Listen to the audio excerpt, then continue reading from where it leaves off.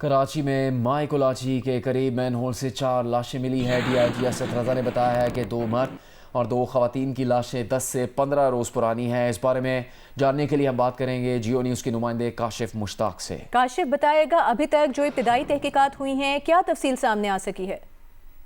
देखिए, सबसे पहले रेस्क्यू हुकाम की जानिब से बताया गया कि उन्हें इलाका मकीनों की जानिब से इतला दी गई कि मैन होल के अंदर एक जो है वो डेड बॉडी मौजूद है। इस हवाले से जब रेस्क्यू टीमें वहां पहुंची तो इब्तिदाई तौर पर एक डेड बॉडी निकाली गई और उसके बाद जब वहां से पत्थर हटाए गए तो मजीद 3 डेड बॉडीज जो है वो वहां से रिकवर की गई हैं।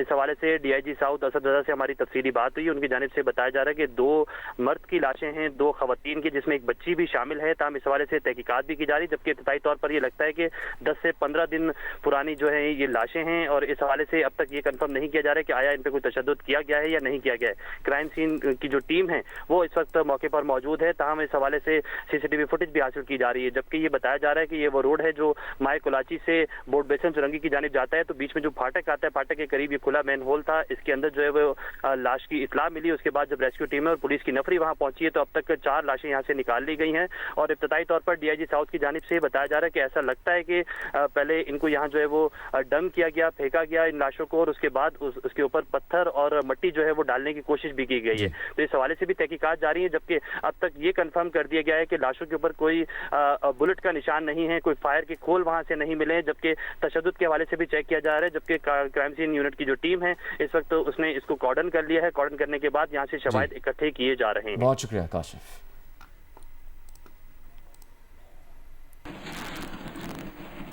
और अब बात करेंगे ईरान को अमरीकी धमकी और ईरान की जवाबी धमकी की। ईरान में तकरीबन 1 हफ्ते से महंगाई के खिलाफ जारी मुजाहरों और गिरफ्तारियों के तनाजुर में अमरीकी सदर ट्रंप ने बयान दिया है। अमरीकी सदर डोनाल्ड ट्रंप ने कहा है कि अगर ईरान ने मुजाहिरीन पर गोलियां चलाना और उन्हें हलाक करना जारी रखा तो अमरीका मुदाखलत करेगा। उन्होंने कहा कि अगर ईरान ने मुजाहिरीन पर गोलियां बरसाई और पुरअमन मुजाहिरीन को पुरतशद्दुद तरीके से हलाक किया तो जो इसकी रवायत रही है वो अमरीका इन मुजाहिरीन को बचाने के लिए आगे आएगा। ट्रंप ने कहा कि अमरीका ने निशाना बांध लिया है, हथियार तैयार कर लिए हैं और वो किसी भी इकदाम के लिए तैयार हैं। इसके जवाब में ईरानी हुकाम ने सख्त अल्फाज में अमरीका को तंबीह की है। ईरान के कौमी सलामती उमूर के सरबराह अली लारीजानी ने सोशल मीडिया पर कहा कि अमरीकी मदाखलत से पूरे खत्ते में बेनज़मी पैदा होगी और अमरीकी मफादात तबाह किए जाएंगे। ईरानी रहनुमा अली खामनाई के करीबी मुशीर अली शमखानी ने कहा कि ईरान की कौमी सलामती हमारे लिए रेड लाइन है। ईरानी सलामती की जानिब कोई भी हाथ बढ़ा तो उसे काट दिया जाएगा और ऐसा रद्द-ए-अमल दिया जाएगा जिस पर पहले फरीक को अफसोस होगा। इसी दौरान ईरानी वज़ारत ख़ारिजा के तर्जुमान इस्माइल बक़ाई का बयान भी सामने आया है। उन्होंने कहा कि अमरीका का ईरानी अवाम से हमदर्दी का ये बयान अमरीका के तारीखी रिकॉर्ड से मुताबिकत नहीं रखता। अमरीका दरअसल ईरानी अवाम से हमदर्दी के बहाने ईरान पर हमले की धमकी दे रहा है। ईरानी अवाम किसी भी मुल्क को मुदाखलत की इजाज़त नहीं देंगे। ईरान में करेंसी की कदर में बेतहाशा कमी और बढ़ती हुई महंगाई के खिलाफ अवामी मुजाहिरों को आज 5 दिन हो गए। एहतजाज का सिलसिला बदस्तूर जारी है। एहतजाज दुकानदारों ने शुरू किया था जो डॉलर के मुकाबले में ईरानी करेंसी की कीमत में बेतहाशा कमी पर बरहम थे। मुख्तलिफ मकामात पर ईरानी फोर्स और मुजाहिरीन में होने वाली झड़पों में अब तक 6 मुजाहिरीन और 1 पुलिस एहलकार हलाक होने की इत्तलात हैं। मुजाहिरीन के पथराव के नतीजे में दर्जनों पुलिस एहलकार जख्मी हुए। मुजाहरे तेहरान और फारिस के अलावा बुरदश्त और कर्दगान में भी हुए हैं। कई सूबों में स्कूल, यूनिवर्सिटियाँ और सरकारी इदारे बंद किए जा चुके हैं। आलमी नशरियाती इदारों के मुताबिक हालिया मुजाहरे 2022 में महासा अमीनी की मुबैना दौरान हिरासत मौत के बाद होने वाले सबसे बड़े मुजाहरे हैं। ईरान में जारी मुजाहरों की वीडियोज़ और तस्वीर की इंटरनेट पर भरमार है, लेकिन माहिरीन के मुताबिक इनमें से बहुत सी तस्वीर और वीडियोज़ आर्टिफिशियल इंटेलिजेंस के ज़रिए तख्लीक करके फैलाई गई हैं। ऐसी ही एक तस्वीर इजरायली वज़ारत ख़ारिजा के इंटरनेट पर बने अकाउंट पर शेयर की गई जिसमें एक पुलिस एहलकार 2 अफराद पर पानी छिड़कता दिखाई दिया है। तज्ज़िये से पता चलता है कि ये तस्वीर AI से बनाई गई है। कुछ तस्वीर ऐसी भी हैं जिसमें ईरानी फोर्सेस मुजाहिरीन के खिलाफ एक्शन ले रही हैं। तज्ज़िये से पता चलता है कि वो तस्वीर इन मुजाहिरों से पहले इंटरनेट पर अपना वजूद नहीं रखती थी।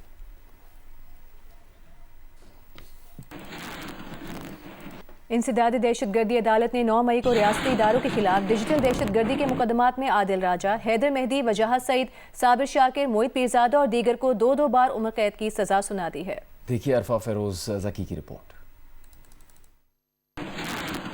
आदिल राजा, हैदर मेहदी, वजाहत सईद, साबिर शाकिर, मोहित पीरजादा, शाहीन सहबाई और सैयद हैदर ने वीलॉग्स और ट्वीट्स के जरिए 9 और 10 मई वाकयात में अवाम को इश्तियाल दिलाया, दहशतगर्दी करने पर उकसाया। سرکاری اور عسکری افسروں کے خلاف نفرت انگیزی کی۔ احتجاج، سول نافرمانی اور عسکری اور سرکاری تنصیبات پر حملوں کے پیغامات جاری کیے۔ مجرمان کو 2 سال عمر قید کی سزا سنا دی جاتی ہے۔ انسداد دہشت گردی عدالت اسلام آباد نے 9 مئی سے متعلق ڈیجیٹل دہشت گردی کیس میں سزاؤں کا فیصلہ جاری کر دیا۔ ATC جج طاہر عباس سپرا نے تھانہ آپ پارا اور تھانہ رمنا میں درج مقدمات کا تحریری فیصلہ جاری کر دیا۔ عدالت نے قرار دیا مجرمان تفتیش اور ٹرائل کے دوران پیش نہیں ہوئے، رہائش گاہوں سے غائب پائے گئے، اشتہاری قرار دیے گئے۔ کوئی شک نہیں کہ شواہد موجود ہیں اور یہ فوٹیجز ایڈٹ شدہ نہیں، شواہد کافی ہیں۔ مجرمان نے افواج پاکستان اور عدالتی اداروں کے خلاف سنگین الزامات عائد کیے۔ عوام کو اکسانے کے شواہد ثابت ہونے پر 2 بار عمر قید اور مختلف جرمانوں کی سزا سنائی جاتی ہے۔ عرفہ فیروز ذکی، جیو نیوز، اسلام آباد۔ وزیر اعظم کے مشیر برائے سیاسی امور رانا ثناء اللہ نے جیو نیوز کے پروگرام نیا پاکستان میں بات کرتے ہوئے کہا کہ مذاکرات کی راہ میں اصل رکاوٹ خود بانی PTI ہیں، اب ہم حکومت کی طرف سے نہیں دوسری طرف سے۔ ایسا نہیں ہو سکتا کہ وزیر اعظم مذاکرات کی پیشکش کرنے سے پہلے نواز شریف یا اسٹیبلشمنٹ کو اعتماد میں نہ لیا ہو۔ بانی PTI کی بہن علیمہ خان نے بھی کہا تھا کہ جو مذاکرات کرے گا وہ ان میں سے نہیں ہے۔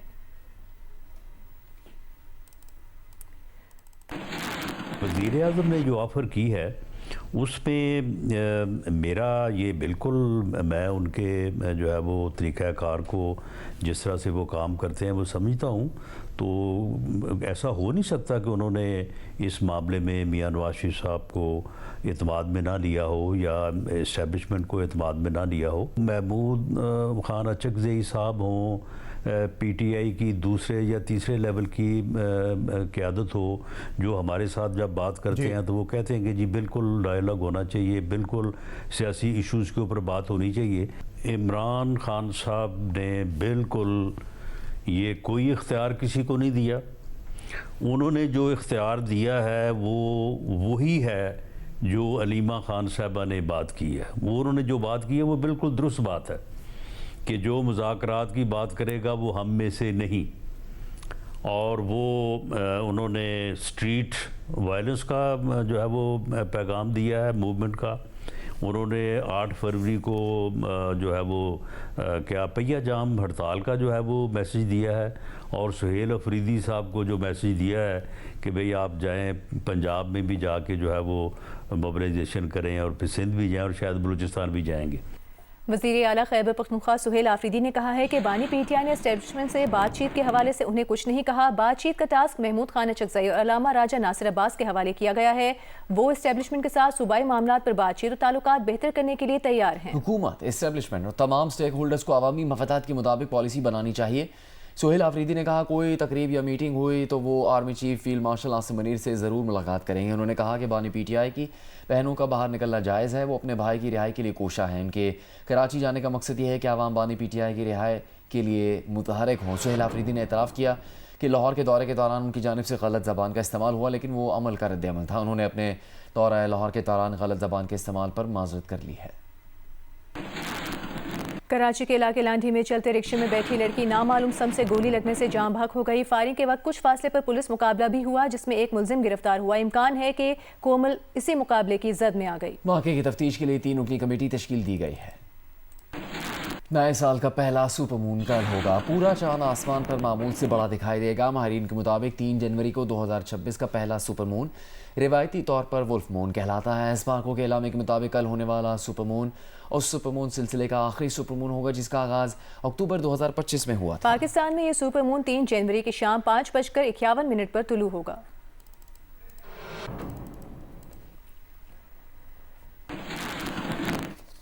آگے بڑھتے ہیں، آپ کو بتاتے ہیں کراچی کے علاقے اسکیم 33 میں نئے سال کی رات ہوائی فائرنگ کے زد میں آ کر 9 سال کی بچی زخمی ہو گئی تھی۔ اس واقعے کے فوراً بعد کی ویڈیو سامنے آ گئی جس میں بچی کو شدید تکلیف میں روتا ہوا دیکھا جا سکتا ہے۔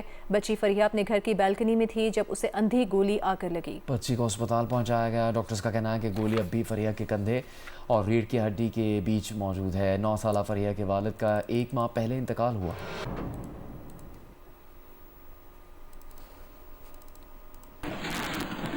سیالکوٹ کے علاقے پسرور سوجواری سے زخمی جنگلی ہرن ملا ہے۔ اہل علاقہ کے مطابق یہ ہرن آوارہ کتوں کے کاٹنے سے زخمی ہوا ہے۔ علاقہ مکینوں نے زخمی ہرن کو مقامی ڈیرے پر منتقل کر کے محکمہ وائلڈ لائف کو آگاہ کر دیا ہے۔